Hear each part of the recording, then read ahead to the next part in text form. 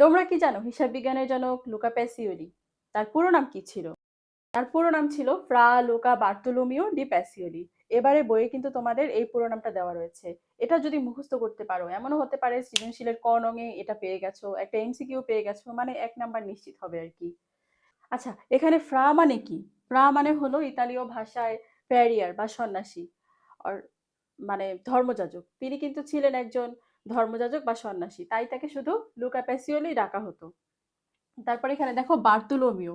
বার্তুলোমিও মানে হচ্ছে তার বাবার নাম ছিল। ইতালীয় প্রথা অনুযায়ী বাবার নামটা সন্তানের নামে যোগ করা হতো। বুঝতে পেরেছো? তারপর ডি প্যাসিওলি এটা ছিল তাদের বংশের নাম, যেমন আমাদের বাংলাদেশের চৌধুরী, হাওলাদার, খান, এরকম বলা হয় না? এগুলোই হচ্ছে ইতালীয় প্রথাতে বংশের নাম রাখা হয়। তাহলে পুরো নামটা বুঝতে পেরেছো? ফ্রা লুকা বার্তুলোমিও ডি প্যাসিওলি। দেখো, তিনি একজন ধর্মযাজক বা সন্ন্যাসী হয়েও আমাদেরকে আধুনিক হিসাব বিজ্ঞানের ভিত্তি অথবা কিভাবে লাভ ক্ষতির হিসাব করতে হয় তা শিখিয়ে গেছেন। এত কিছু বললাম এই কারণে যাতে তোমাদের এই নামটা সহজে মনে থাকে। শোনো, আরেকটি মজার তথ্য দিচ্ছি, তাহলে নামটা আরো সহজে মনে থাকবে। লুকা পেসিলিও ছিলেন লিওনার্দো দা ভিঞ্চি, বিশ্ববিখ্যাত চিত্রশিল্পী, যিনি মোনালিসা এঁকেছিলেন, তার ঘনিষ্ঠ বন্ধু আর গণিত শিক্ষক।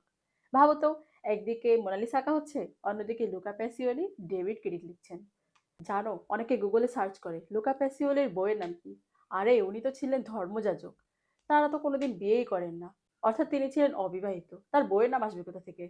ওকে, come to the main point. হিসাব বিজ্ঞানের জনক লুকা প্যাসিওলি যে বইটা লিখেছিলেন, সুম্মা দি অ্যারিথমেটিকা জিওমেট্রিকা প্রপোর্শনিয়েট প্রপোর্শনালিটা, তোমাদের মনে হতে পারে উফ, বইয়ের নামটা এত বড় কেন? আরে এটা তো শুধু হিসাব বিজ্ঞানের বই ছিল না, এটা ছিল তখনকার সময়ের গণিতের এনসাইক্লোপিডিয়া, মানে যেখানে গণিতের সমস্ত বিষয় অন্তর্ভুক্ত ছিল। চলো আমরা নামের পোস্টমর্টেম করি। দেখো, এগুলো কিন্তু সবই ল্যাটিন শব্দ। তারপর আমরা যদি এখানে এটার ইংরেজি একটু ওয়ার্ডগুলো দেখি, যেমন এখান থেকে আমরা সাম নিতে পারি, যার মানে হচ্ছে কি যোগফল। ঠিক আছে, অর্থাৎ সাম দিয়ে শুধু আমরা যোগফল নিব ইজিলি মনে রাখার জন্য, যাতে তোমাদের বইয়ের নামটা মুখস্থ করতে অনেক সহজ হয়। তারপর এখান থেকে আমরা অ্যারিথমেটিকা নিব, যার মানে হচ্ছে পাটিগণিত।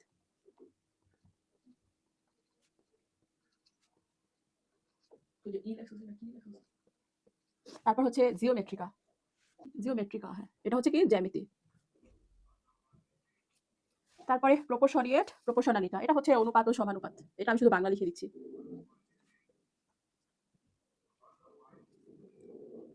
মনে রাখার একটি জাদুকর টেকনিক বলে দিচ্ছি। দেখো, গণিতে 4টি খলিফা: যোগফল, জ্যামিতি, পাটিগণিত, অনুপাত ও সমানুপাত মিলে আমরা শুধু অনুপাতটা নিব। তার মানে যোগফল, জ্যামিতি, পাটিগণিত, অনুপাত, এই 4টি নাম যদি তোমরা পরপর বসিয়ে দাও, ব্যাস নাম রেডি। সব মিলিয়ে সুম্মা দি অ্যারিথমেটিকা জিওমেট্রিকা প্রপোর্শনিয়েট প্রপোর্শনালিটা। কি এখন সহজ লাগছে না? It's piece of cake. So আর দেরি কেন, let's hit the books. If you found this video helpful, please like the hit button. For more simple and effective learning, please subscribe our channel. And remember, learning is easy when we share. So share this video with your friends. Bye.